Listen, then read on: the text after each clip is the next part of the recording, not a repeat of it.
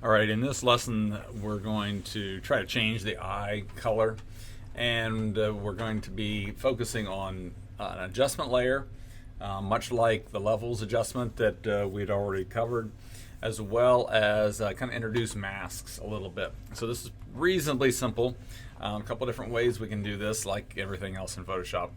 So initially, she's got these blue eyes, and I don't care what color you make them, just as long as they're different. So what we need to do is, first of all, select the area that we want to work on. And so I'm going to take the elliptical marquee tool, and I can draw a circle here. And we don't have to be too precise, but I think it'd be a little bit easier. But so if we don't draw that perfect circle, we can go up to select and transform selection, and then we can modify that selection and kind of tweak it if it's maybe not exactly round or whatever. But if I zoom in here, you can see that I'm going outside the eye, and that's okay. So there's two different ways to do this. Maybe the simplest way is to just do one eye at a time. It takes a little bit of more doing to get both eyes at the same time, but I'm going to do that. So I'm going to show you, we're going to add to that selection. So we're going to select this. It may be defaulted to just make one selection. We want to add to that selection, and then I'm going to draw another circle here. But if I don't put this one in the right place, I don't have that ability to transform the selection, because now it's going to transform both of those selections. So that's kind of a little bit of a problem. I'm going to undo that. So that's why you might want to just do one eye at a time, because sometimes it's a little difficult to get both selections exactly where you want it. But one of those ways is that you can click Alt, and normally you can draw from the center, but in this case it's going to subtract from the selection, so we really don't want that. We want to hold the Shift key down, and it might take a little bit of practice, but Shift is going to make it a perfect circle, but it doesn't draw from the center. So there is some little nuances here that you may have to consider. So that's why, again, I might just make one at a time and then do this process and then do it again for this next eye. Or if you want to make them two different colors, that's another option. So we've got this selection here, and then we're going to go down here to this little button, this half black, half white circle, and it says create an adjustment layer. And normally we go to levels, and we'll get back to that in a minute. But I'm going to go to Hue and Saturation. And Hue and Saturation allows me to do a bunch of different things here. Very similar to the levels, only in this case we're going to change other things like the saturation. So we could drop this all down, and you can see that that desaturated it, just like the sponge tool that we had used previously. I don't want to do that in this case. I'm just going to set that back to the default. But we can change the hue color. And so now you can see that it's changing the hue. Now we can do this two different ways. We can modify those colors this way, or we can colorize and change it. I think without colorizing it, it's a little more natural, because we get some kind of aberrations here, but it also kind of pixelates it a little bit. So I know we're zoomed way in. I'll just make them pink so we can see the difference. But this is our kind of a low resolution picture, but if I zoom back out, that pixelation kind of goes away and just gives that mottled effect. So that's really how you can change it. It's going to be down and dirty, quick and easy, but we've got this little green area right in here that we don't want. And so I want you to draw your attention to this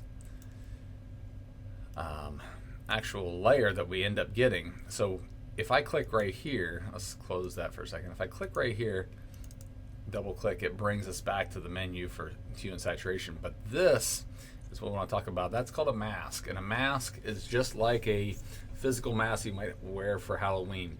your face does not cease to exist when you put that mask on. The mask is only covering up things and revealing some things. So maybe you have eye holes cut out, and that's going to reveal what is actually underneath.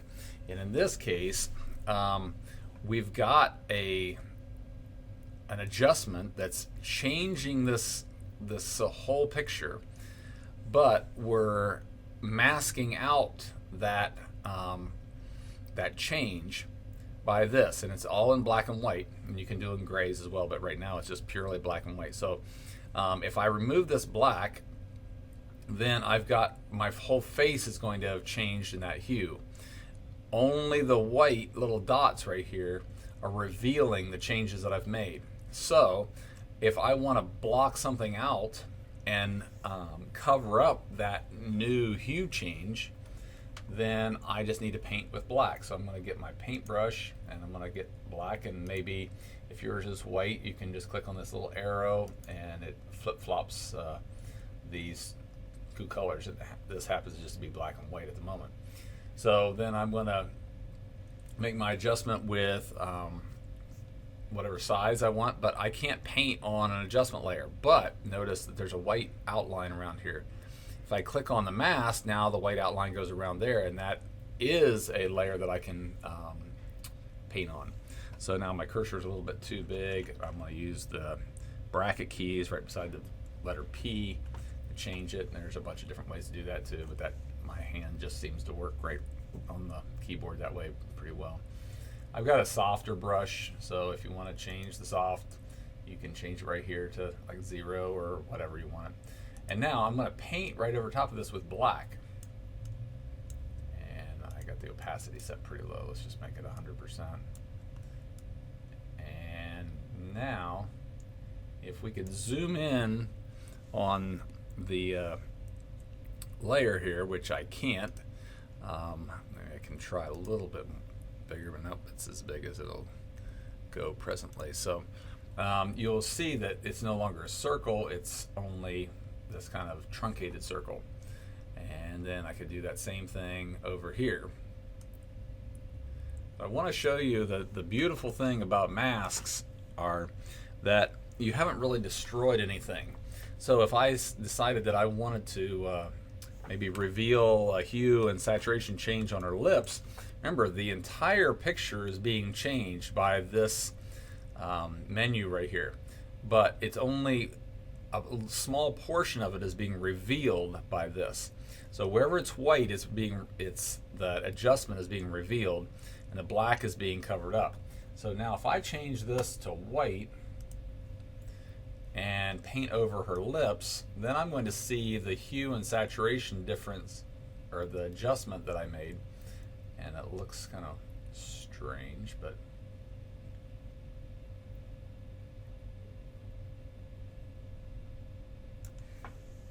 I'm not painting green, I'm just revealing the adjustment that I made with that new layer. Now that was kind of goofy, and I'll show you something else. If I just paint the entire mask white, so I'm just going to hit Alt Backspace because that's going to fill it with it. So this is really what happened to the whole picture. So it changed the hue. It didn't change the black and white things. So the hair is not changed very much because it was pretty much a black and white hairstyle. They didn't change the background because it was white, but it changes the hue. So I could go in here and reopen up this menu, and I can change the hue to different kind of colors.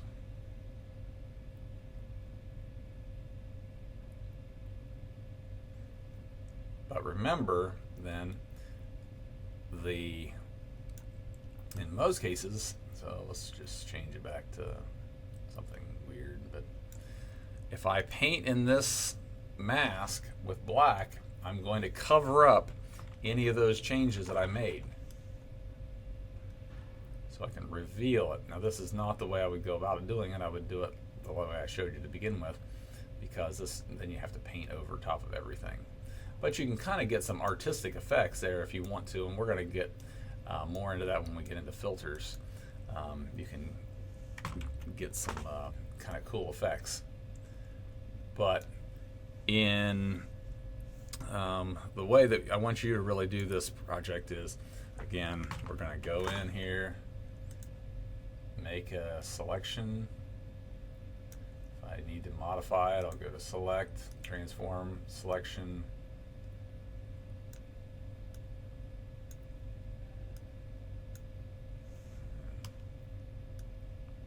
Hold the shift key down to just do individual nodes here.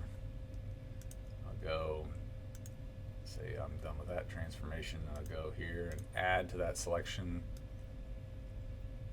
And let's just say that I didn't do as good a job as I would like. Instead of spending a bunch of hours trying to figure this out, you know, maybe I didn't match up my eye super well. I go back down here to Hue and Saturation, and I can change the hue. And see, now I changed it kind of off a weird place. Let's see. Just make it more bluish purple. I can also increase the saturation, and that kind of makes it even brighter sometimes. But so now the whole picture, remember, is being affected. But it's only being revealed in those small little spots. So now I can come in and again with the black, I don't want to see some of it, or I don't want it to be affecting some of it, so I'm just going to paint with black right here and a little bit down here. But over here, I don't want it to be touching the eyelid, but I do want it to be touching this part. And I don't want it to be touching this part of the eye, so I can just modify it here with my paintbrush. And I can add to that by just painting white, because remember, white reveals the change. So I'm just going to paint in here, and that might be a easy way of doing it. So that's it. I just want you to change it to whatever color you want. You can see that the saturation is a little high there. We can still come back and adjust that and tone it back down. Instead of those kind of green steely eyes, we just make them blue. So hopefully that helps.